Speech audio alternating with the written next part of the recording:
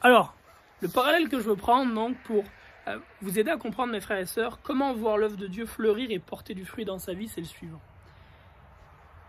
Si je souhaite avoir des tomates, si je veux avoir des tomates dans mon jardin, je ne vais pas commencer à essayer de coudre, de bâtir un plant de tomates en essayant de construire son tronc, et puis ses feuilles, et puis le fruit. Non.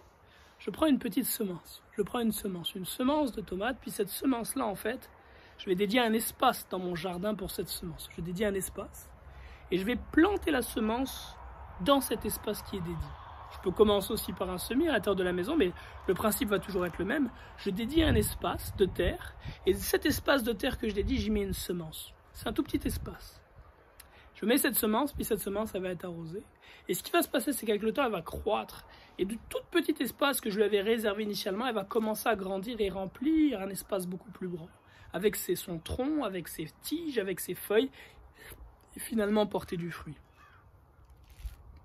Bien, il en est de même au niveau de notre marche avec le Seigneur Jésus-Christ.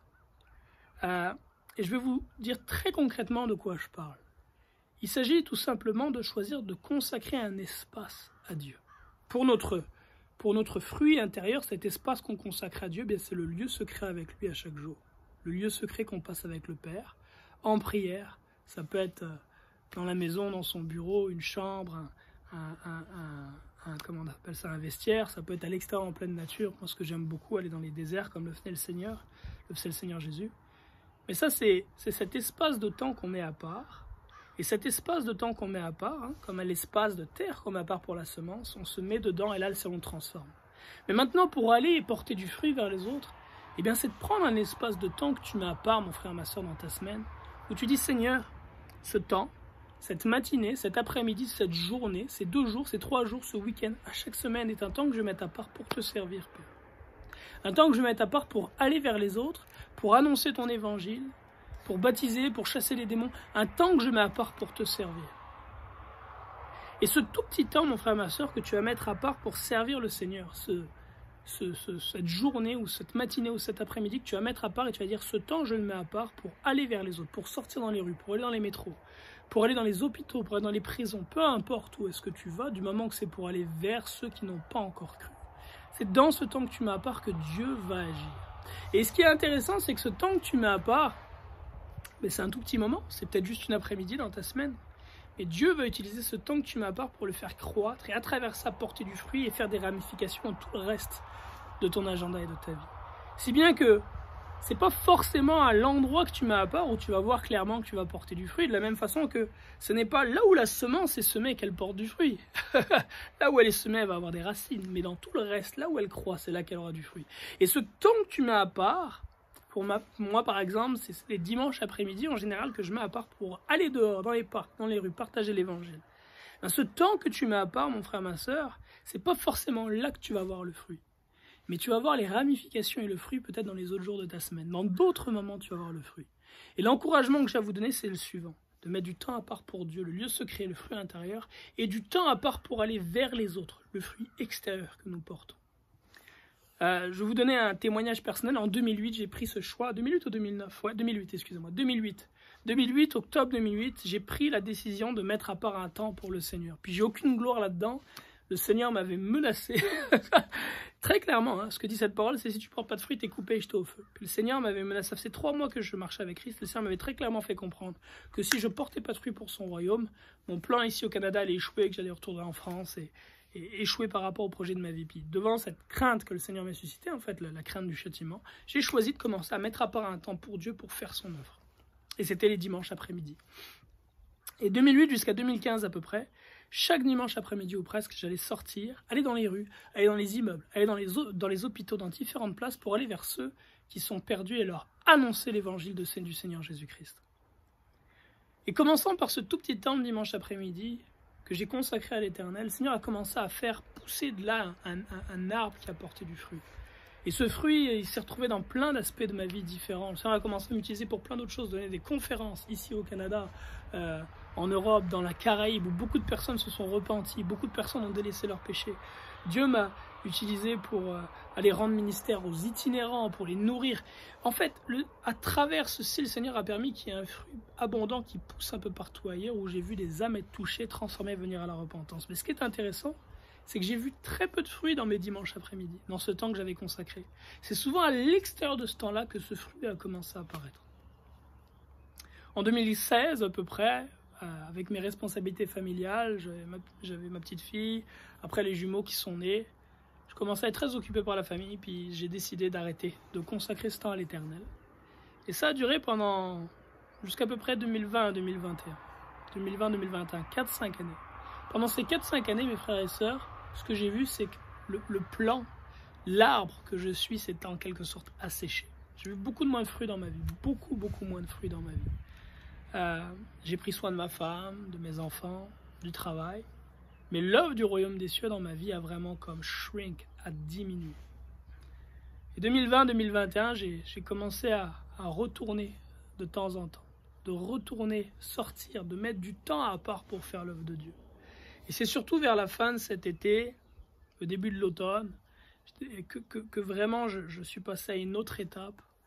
J'avais le désir de vraiment reconsacrer, pas juste une fois de temps en temps, mais dire Seigneur, maintenant je veux recommencer à chaque semaine à te servir. Je veux commencer par une fois, semaine, à aller, et davantage si tu le permets. Et j'étais encouragé par un frère qui s'appelle Olivier Buadès. Il était allé à Magog, il était venu enseigner, et puis je le voyais sur la chaire en train d'enseigner, et je me disais, Mehdi, mais qu'est-ce qui t'est arrivé? Il y a quelques années, c'est moi qui étais sur les chaires dans les universités, dans les églises, en train d'enseigner, de raviver les flammes des frères et sœurs. Et je me disais, Mehdi, mais c'est moi qui devrais être là. Comment ça se fait qu'il y a quelques années, je l'étais, et puis là, je me suis comme endormi. En voyant les ailes de ce frère-là, ça m'a comme réveillé encore. Et j'ai décidé de reconsacrer ce temps à l'Éternel. J'ai décidé de reconsacrer ce temps à l'Éternel, au Seigneur Jésus-Christ, pour aller, de recommencer les dimanches après-midi à aller. Et ce que je vois à nouveau, c'est que je vois du fruit et des ramifications dans tous les aspects de ma vie à travers ça.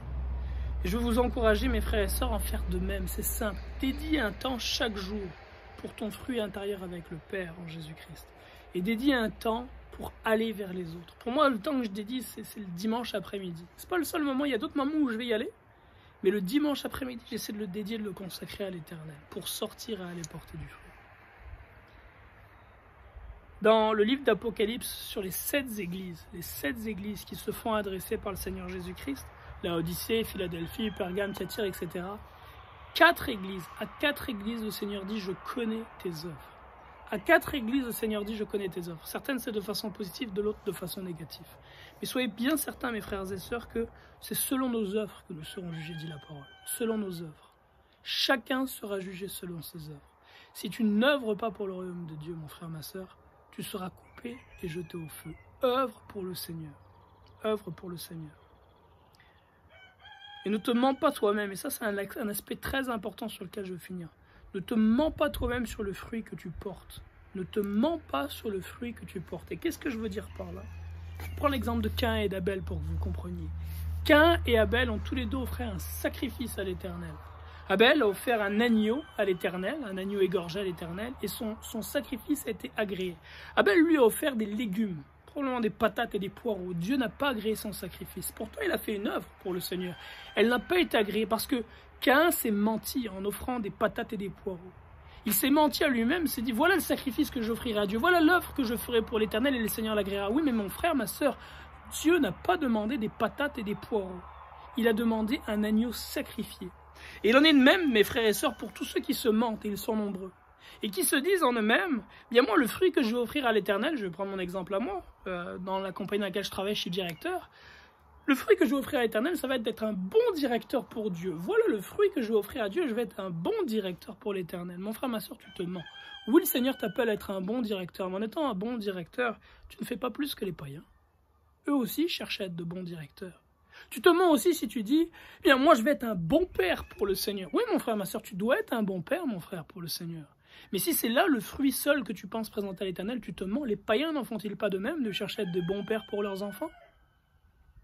Ou si tu es, je ne sais pas, moi par exemple, forgeron. Ah, moi je vais être un forgeron pour l'Éternel, je vais forger de belles choses pour le Seigneur. Mais là encore, tu te mens, mon frère, ma soeur, ce n'est pas là le sacrifice que Dieu a demandé. Oui, c'est une bonne chose de faire de la belle forgerie, Dieu est glorifié là-dedans, mais ce n'est pas là le sacrifice que Dieu a demandé. Pour Caïn, c'était une bonne chose que de faire des patates et des poireaux. Oui, Dieu peut être glorifié là-dedans, mais ce n'est pas là le sacrifice qu'il a demandé. Sois un bon directeur, forge, sois un bon père de famille, pour la gloire de Dieu, mais offre à l'Éternel le sacrifice qu'il demande. Va et porte du fruit. Va et porte du fruit. Autrement, comme Caïn a été rejeté, tu seras aussi rejeté, mon frère, ma sœur.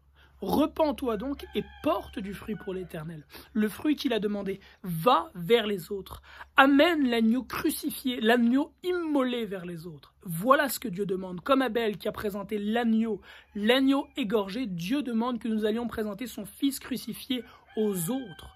La terre entière, vous entendez les coqs qui chantent, vous voyez les arbres derrière, les herbes des champs, toutes ces choses témoignent de l'existence de Dieu le Père. Elles témoignent de l'existence du Père parce que il est impossible qu'il puisse y avoir des choses aussi complexes que ces fleurs que nous voyons, ces brindilles, l'œil de l'homme, toutes ces choses sont d'une telle complexité. Elles ne peuvent exister sans un créateur.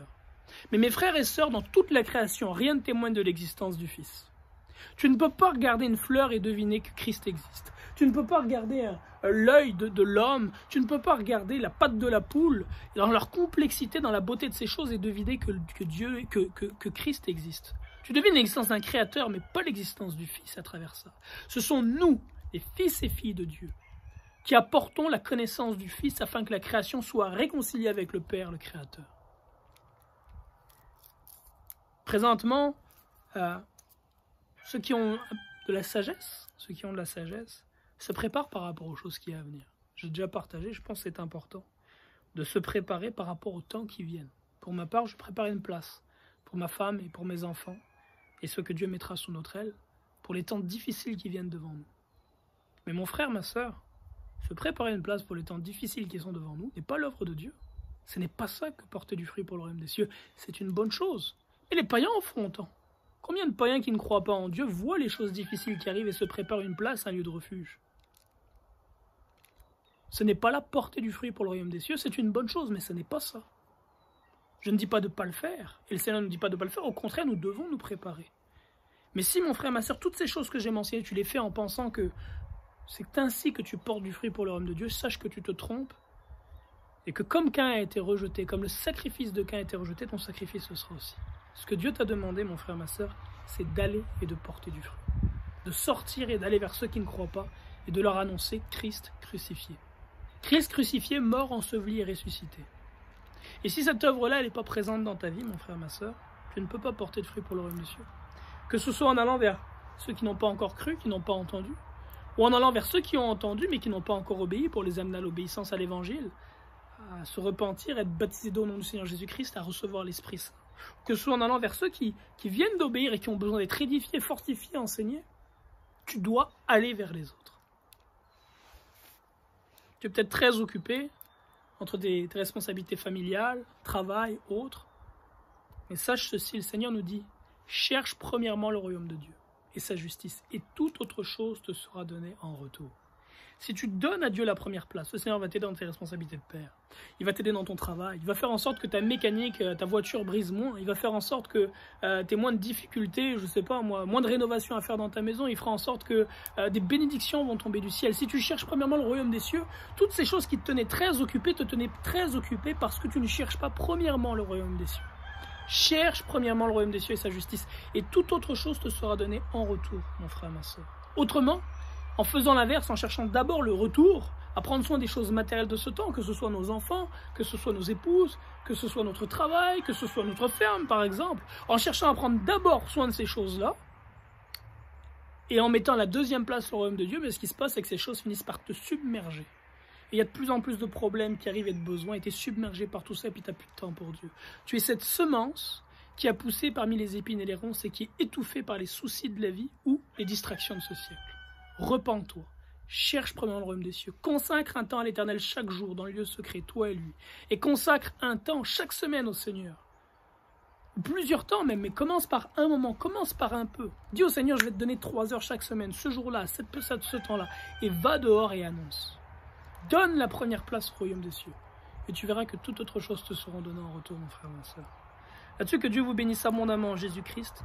Le Seigneur revient bientôt. Chacun sera jugé selon ses œuvres. Il est temps de se repentir et de donner la première place à l'œuvre de Dieu.